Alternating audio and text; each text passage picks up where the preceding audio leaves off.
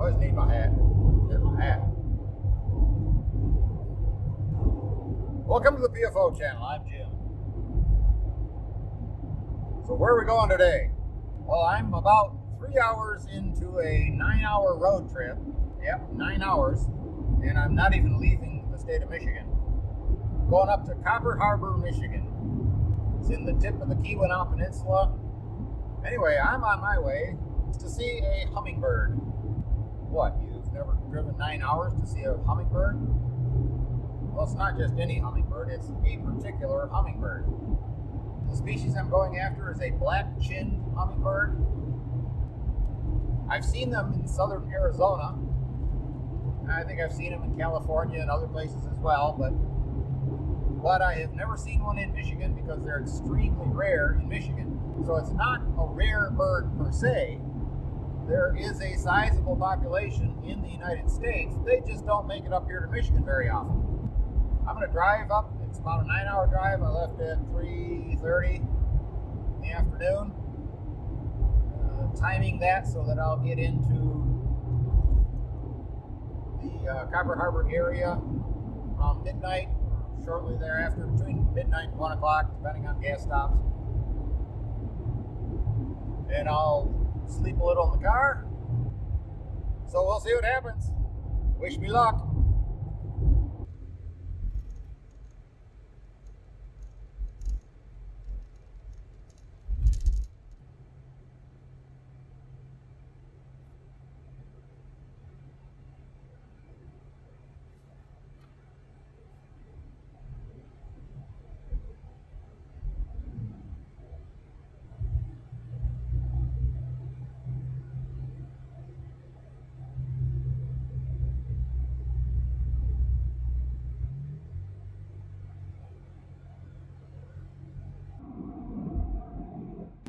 All right, I'm at my boondocking spot for the night.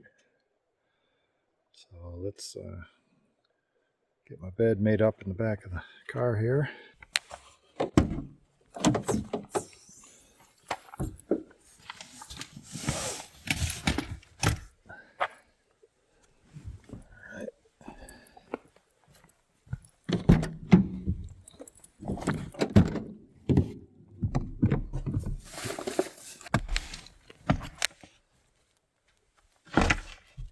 Okay, I got my milk crate behind the seat all the way forward.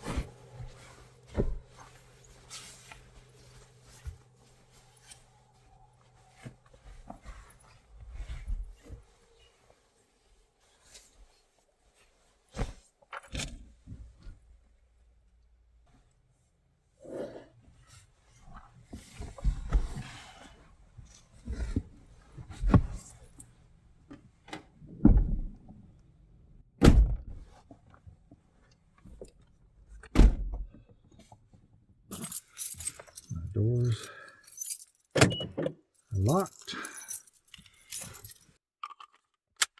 I'm in bear country, so I always have the locked and loaded sidearm in the pouch right here.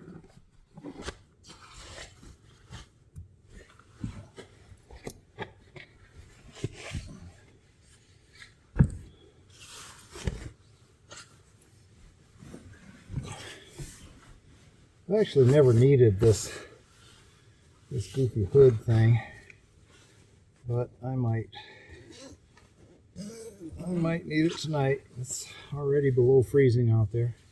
Probably should have my hat off. right? A little weird to sleep with your hat on. If you listen, you can hear some wind, and you can hear there's a little cascade in the creek 30 feet from the back of the car here. Be just a nice, steady, calming amount of noise through the night. I'm getting tired. Just drove for 9 hours. I gotta text my wife and let her know that I'm off the road. I don't know if I've got a cell signal here.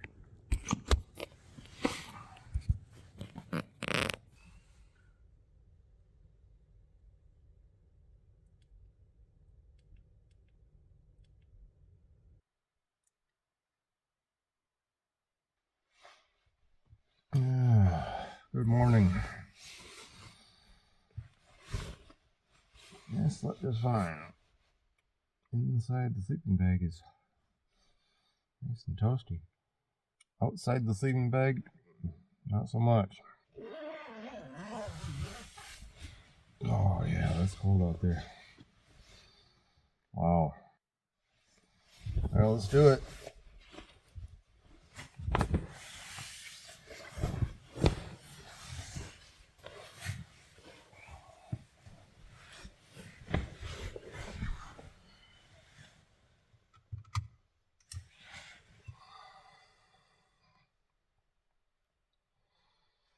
Hopefully I've still got some hot coffee waiting for me, or at least warm coffee in that thermos. I don't know about hot, but it should still be warm.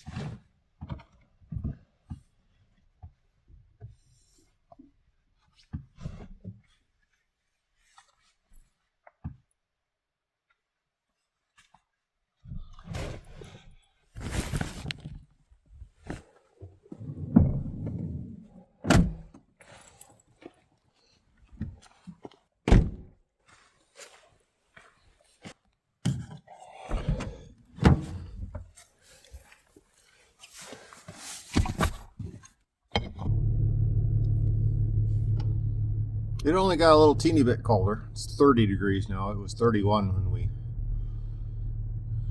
crawled in the sack last night. It's yeah, so that's ain't so bad. 30 degrees is pretty survivable. Heavy frost out there this morning. Oh, that's better. Get the car moving, get some heat going.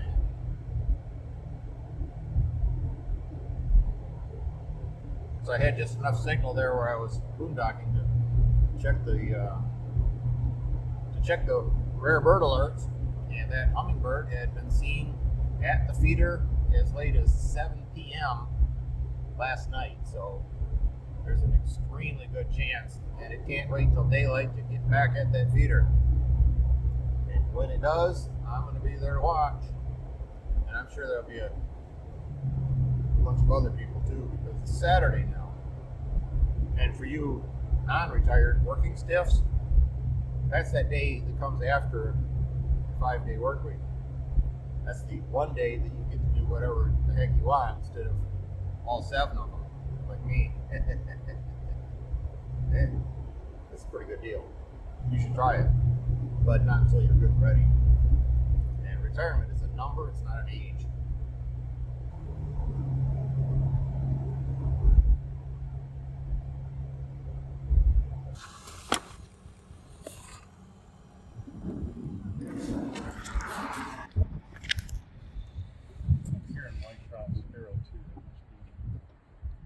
white-crowned sparrow. Yeah, there were 3 of them. Yeah. Okay. Over by the kayaks. And there was a junco too at the same time as the white-crowns were here. There he is. He's perched. He just went to the feeder on the backside. He's on the feeder right now.